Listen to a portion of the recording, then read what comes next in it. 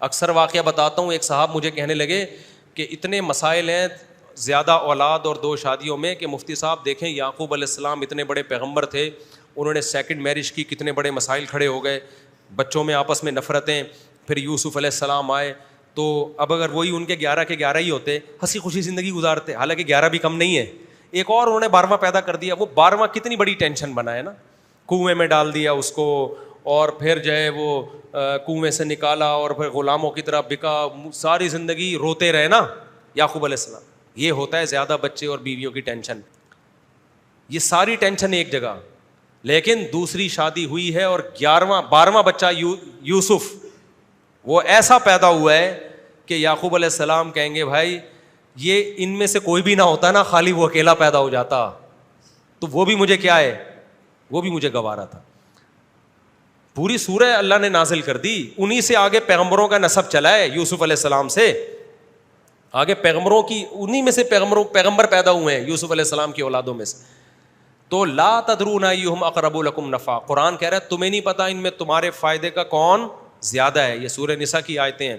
تو ہم غیر مسلم نہیں ہیں, ہم ان لبرل لوگوں سے بالکل متاثر نہیں ہوتے. ہم گھروں کو آباد کرنے والے لوگ ہیں, ہم نیچرل لائف کے قائل ہیں. کمائے گا مرد, کھائے گی کون, عورت. اس کا کام ہے اولاد پیدا بھی کرنا اور اس اولاد کو سنبھالنا بھی. کل یہ اولاد اس کے بھی کام آئے گی اور آپ کے بھی کام آئے گی. سمجھتا ہے کہ نہیں سمجھتا ہے؟ یہ نیچرل ہے. آپ کو پسند ہے تو ٹھیک ہے, نہیں تو جاؤ بھاڑ میں, میرا کوئی فائدہ تھوڑی ہے. کیا خیال ہے؟ میرا تو گھر الحمدللہ آباد ہو گیا, میرے تو بچے ہیں, مجھے تو اللہ اپنے فضل سے خوشیاں دے رہا ہے. ایک بچہ ابھی حفظ کر کے فارغ ہوا ہے, ایک بچہ اسکول میں جائے گا. پڑھانے کے پیسے جب نہیں تھے تو میں اسکول بھیجتا ہی نہیں تھا ان کو, یہ ٹینشن نہیں. میں نے کہا ٹماٹر بیچیں گے بڑے ہو کر, کوئی مسئلہ نہیں ہے. آپ دیکھو میں نے بچوں کو نہیں پڑھایا شروع میں, میرے پاس پیسے نہیں تھے, میں نے ٹینشن نہیں لی. کوئی بات نہیں یار, انسان کے بچے بن جائیں, ٹماٹر بیچیں, کیا ہے یار. جب میں بکری چرا سکتا ہوں شوقیہ, تو وہ بکری چرا نہیں سکتے کمانے کے لیے؟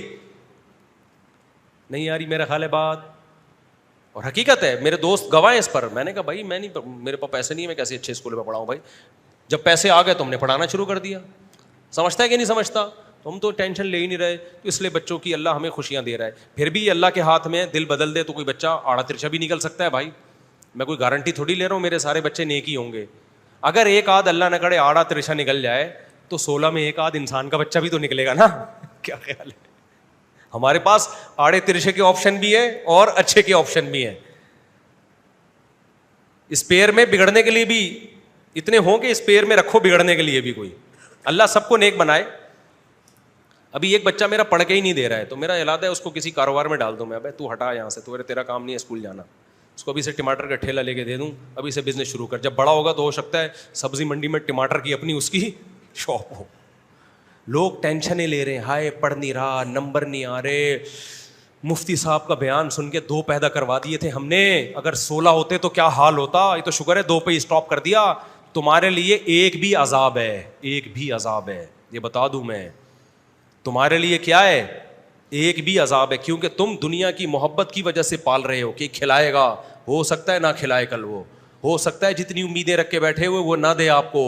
کیونکہ جو تمہاری سوچ ہے, تمہارے ڈی این اے میں وہ جو سوچ ہے نا, وہ بچے میں ٹرانسفر ہو گئی ہے. بچہ بھی کہے گا میرے ابا نے بخل کیا تھا, روکا تھا, مجھے بھائی بہن نہیں دیے, بھائی بہنوں پہ خرچ کرنا نہیں سکھایا اس کو, تو کل تم پہ کہاں سے خرچ کرے گا وہ بھی یہی کہے گا میں کما رہا ہوں, ابا بلا وجہ ابا کو کھانسی آ گئی ہے, بلا وجہ ابا ٹینشن دینا شروع کر دی ہے.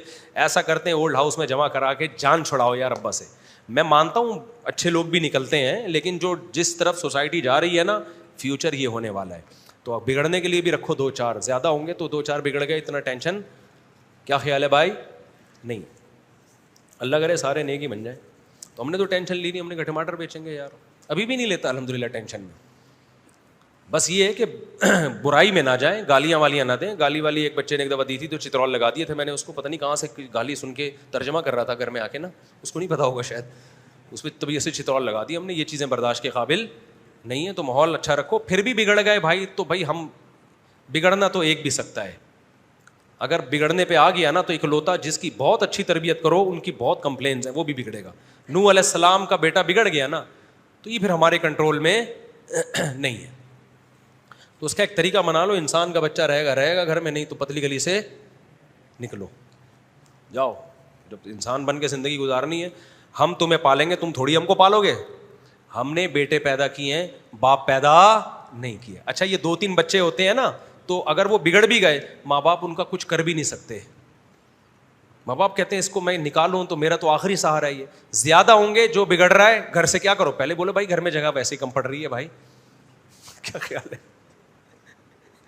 اتنے گز کا گھر تھوڑی ہے. جو بگڑ رہا ہے بالغ ہوتا جائے, اس کو مارکیٹ سے کیا کرتے جاؤ, شارٹ, چل بھائی نکل یہاں سے, جا کما اپنا. ایک آدمی نے کہا میں اپنے بیٹے کی شادی کر رہا ہوں. میں نے کہا بگڑا ہوا ہے اس کی شادی مت کر. کہنے لگے آپ تو شادی کی ترغیب دیتے ہو. میں نے کہا اس قسم کے ڈیزائنوں کی شادیوں کی ترغیب میں نہیں دیتا. اس ڈیزائن کو گھر سے نکال, بول اپنے پاؤں پہ کھڑا ہو, کما. اپنے پاؤں پہ کھڑا ہوگا تو کسی کی بچی کا بیٹا تھوڑی غرق کرنا ہے. شادی پہ آپ نے بیان سنا اور بیٹا کسی کام کا نہیں ہے, بہو آ گئی وہ تو بیڑا غرق کر دے گا اس کسی کی بیٹی کا. یار ایسے لڑکوں کی لانڈے لپاڑوں کی ہم تھوڑی آپ کو ترغیب دیتے ہیں کہ شادی کرو. اس کو گھر سے نکالو, بولو یہ جو تو صبح میرے خرچوں میں پراٹھے کھا رہا ہے اب نہیں کھائے گا, بڑا ہو گیا اب کما. جب ذمہ داریاں ڈلیں گی تو کمائے گا, اور پھر 10-20 سال کے بعد کروڑ پتی بن جائے گا وہ. ماں باپ نخرے اٹھا کے بگاڑ دیتے ہیں. کچھ بھی نہیں کر رہا, نہیں میرا بچہ مائیں کہتی کھائے گا, میرا بچہ یہ, تو تیرا بچہ اب کسی کام کا بچہ نہیں نکلے گا, یہ اب سسرال کے ٹکڑوں پہ پلے گا. ہے بھائی, ہاں ہاں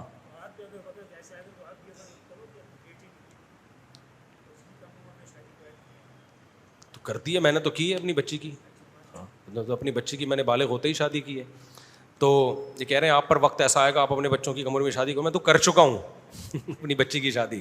میری 2 بیٹیوں کی شادی ہو گئی ہے, کم عمری میں ہوئی ہے. البتہ میں اس کا قائل نہیں ہوں کہ کسی کو بھی پکڑا دو. اچھا رشتہ ہو ریلائبل تو دو, ورنہ 40 سال میں بھی نہیں کرو. یہ نہیں کہ بچی بالغ ہوئی تو جو منہ اٹھا کے آ جائے پکڑا دیں آپ اس کو, تو برباد کر دو گے اس کو. پھر اس میں سسرال بھی پاورفل ہونا چاہیے, جو بچی کو بچی سمجھ کے چلے. لڑکا اچھا ہے سسرال ٹھیک نہیں ہے تو پھر بھی نہیں کرو, کیونکہ وہ بچی ہوتی ہے اس کو اتنا نہیں اندازہ ہوتا, اس پہ بہت زیادہ کام کا بوجھ ڈال دیتے ہیں تو ڈپریشن میں جائے گی. تو یہ ساری قواعد پورے ہوئے پھر کرو, آپ نہیں ہوتے تو پھر نہیں کرو بھائی. اور لڑکا جو لونڈا لپاڑا ہے نا بیٹا, تو بیٹے میں یہ ہے کہ بالغ ہونے کے بعد اگر اس میں محنتی ہے, وہ اپنی ذمہ داریاں پوری کرتا ہے, پھر اپنے خرچے پہ کرو شادی. اگر نالائق ہے پھر اگر اپنے خرچے پہ کر دی نا تو اور پوستی بن کے پڑ جائے گا.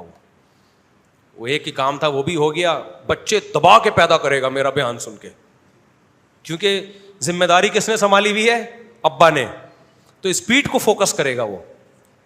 اب ابا کہے گا یار میں نے تجھے بھی پال پوس کے بڑا کر دیا, بہو کو بھی کم وقت میں کھلا رہا ہوں, آگے تیری نسلوں کو بھی میں کھلا رہا ہوں, تو کس کام کا ہے. تو پھر وہ میرے بیان کا حوالہ دے گا. دیکھیں مفتی صاحب نے کہا نسل کیا کرو, اسپیڈ بڑھاؤ. تو اس لیے ایسے بچے کی شادی نہ کریں تو جو ذمہ دار نہ ہو, جو ذمہ دار ہو اس کی کریں, اپنا بھی اس کسی اور کی بچی کا بیڑا نہ غرق کروائیں. آپ سمجھتے ہو کہ نہیں سمجھتے؟